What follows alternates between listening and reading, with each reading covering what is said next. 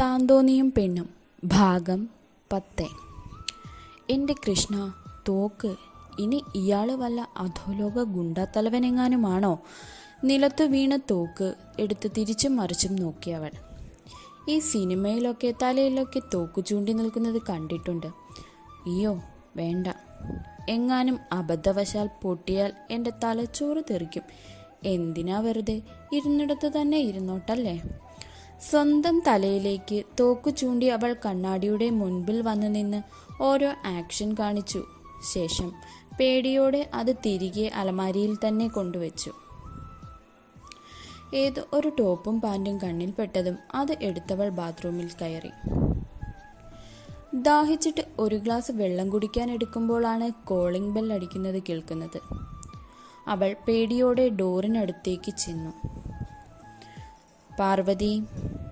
പുറത്തുനിന്ന് ദേവന്റെ ശബ്ദം കൂടി കേട്ടതും അവൾ ആശ്വാസത്തോടെ ഡോർ തുറന്നു.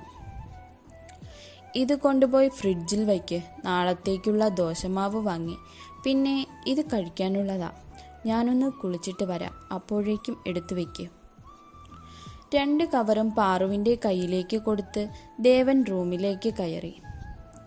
അവൾ അതുമായി കിച്ചണിലേക്ക് ചെന്നു. ദോശമാവ് ഫ്രിഡ്ജിൽ വെച്ച് കഴിക്കാനുള്ളത് എടുത്ത് പ്ലേറ്റുമായി ഡൈനിങ് ടേബിളിനടുത്തേക്ക് നടന്നു. ചൂട് പൊതി തുറന്നപ്പോൾ നല്ല ചൂട് പൊറോട്ടയുടെയും ബീഫ് റോസ്റ്റിൻ്റെയും മണം മൂക്കിലേക്ക് അടിച്ചു കയറിയതും പാറുവിൻ്റെ മുഖം ഒന്ന് വിടർന്നു. ശേഷം അവൾ സങ്കടത്തോടെ ആ പൊതിയിലേക്ക് നോക്കി താടിക്ക് കൈകൊടുത്തിരുന്നു. ദേവൻ വരുന്നത് കണ്ടതും എല്ലാം എടുത്തു വെച്ചുകൊണ്ട് അവൾ തിരികെ സോഫയിൽ പോയിരിക്കാൻ തുടങ്ങി. നീ കഴിക്കാത്ത എവിടെ പോകുക? ദേവൻ വിളിച്ചു ചോദിച്ചതും അവൾ വാടിയ മുഖത്തോടെ അവനെ നോക്കി. ഞാൻ പൊറോട്ട കഴിക്കില്ല, എനിക്ക് അത് വയറിന് പിടിക്കാഞ്ഞിട്ടാ. അവൾ പറയുന്നത് കേട്ടതും ദേവൻ സംശയത്തോടെ അവളെ നോക്കി. സത്യമായിട്ടും എനിക്ക് ഈ വക ആഹാരങ്ങളൊന്നും പിടിക്കില്ല. ചെറുപ്പം മുതലേ അങ്ങനെയാ. കഴിച്ചാൽ ഭയങ്കര വയറുവേദനയും ഛർദിലും ഒക്കെയാണ്. പാറു പറയുന്നത് കേട്ട് ദേവൻ ഒന്നും മിണ്ടാതെ ഇരുന്ന് കഴിച്ചു. അവൾ സോഫയിലേക്ക് ഇരുന്നു. നിനക്ക് ഇത് ഇഷ്ടമാണോ? കഴിക്കുന്നതിനിടയിൽ അവൻ ചോദിച്ചതും അവൾ സങ്കടത്തോടെ അതെ എന്ന് തലയണക്കി. എന്നാ കുറച്ച് കഴിക്ക്. വേണ്ട, പേടിയാ. ആഗ്രഹങ്ങളൊന്നും വെച്ചോണ്ടിരിക്കരുത്, കുറച്ച് കഴിച്ചു നോക്ക്. ദേവൻ കഴിച്ചു കഴിഞ്ഞ് കൈ കഴുകാനായി എഴുന്നേറ്റുകൊണ്ട് പാറുവിനോടായി പറഞ്ഞു. അവൾ എന്തും വരട്ടെ എന്ന് വിചാരിച്ച് കഴിക്കാനായി ചെന്നപ്പോൾ അവൻ കഴിച്ച പ്ലേറ്റിൽ പകുതി പൊറോട്ടയും കറിയും ഇരിക്കുന്നത് കണ്ടു. അവൾ അത് എടുത്ത് കഴിക്കാൻ തുടങ്ങി. നല്ല രുചി തോന്നിയവൾക്ക് പിന്നെയും കഴിക്കാൻ ആഗ്രഹം. പക്ഷേ അവസ്ഥ ഓർത്തവൾ അത് വേണ്ടെന്ന് വെച്ച് പ്ലേറ്റുമായി കിച്ചണിലേക്ക് പോയി. കിടക്കാനായി പാറു റൂമിലേക്ക് വരുമ്പോൾ ദേവൻ ഷെൽഫിൽ എന്തോ തിരയുന്നതാണ് കണ്ടത്. പാറു അവിടെ തന്നെ നിന്നു. ദേവേട്ടാ, ഇതെന്തിനാ കയ്യിൽ വെച്ചേക്കുന്നത്? ഷെൽഫിൽ നിന്ന് അവൻ എടുത്തു പിടിച്ച ഗൺ കണ്ട് പാറു പേടിയോടെ അതിലേക്ക് നോക്കി ചോദിച്ചു. നിന്നെ കൊല്ലാൻ. എന്താ? ദേവൻ അവൾക്ക് നേരെ തോക്ക് ചൂണ്ടിയതും അവൾ ആദ്യമൊന്ന് ഭയന്നു. ആണോ?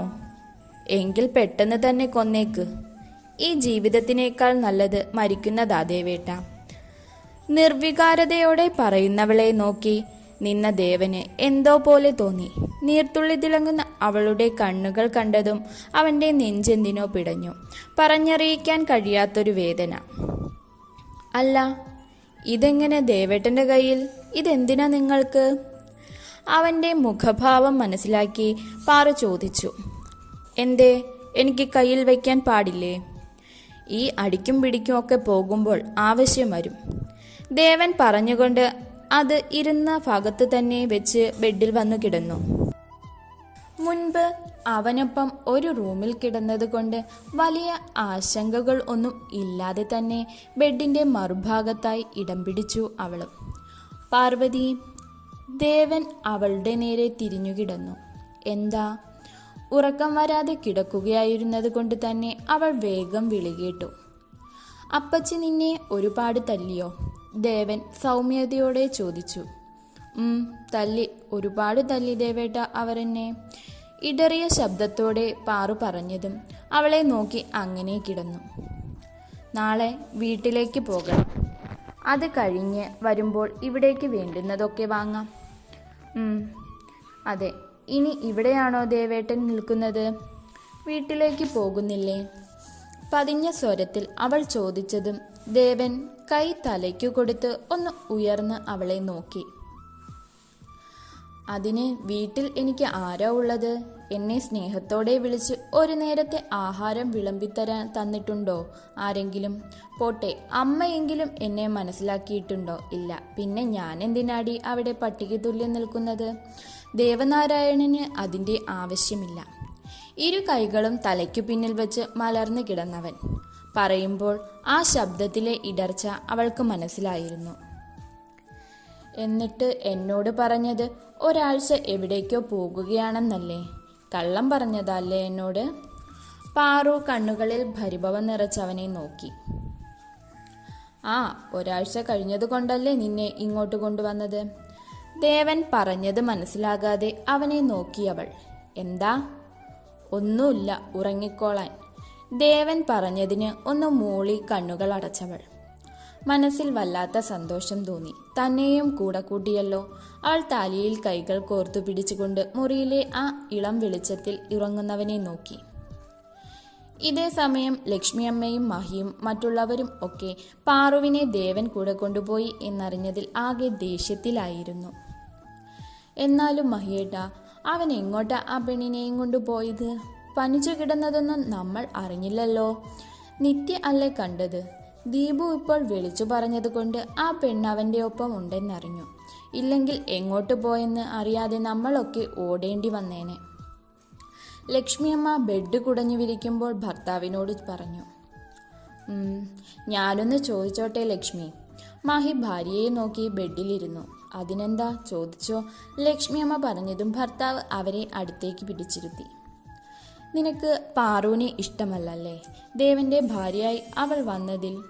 മഹി അവരുടെ മുഖത്തേക്ക് നോക്കി ചോദിച്ചതും അവർ മറ്റെന്തോ ഓർത്തിരുന്നു പോയി. തുടരും. കഥയുടെ പുതിയ ഭാഗം നോട്ടിഫിക്കേഷൻ ലഭിക്കാനായി ഈ ചാനൽ സബ്സ്ക്രൈബ്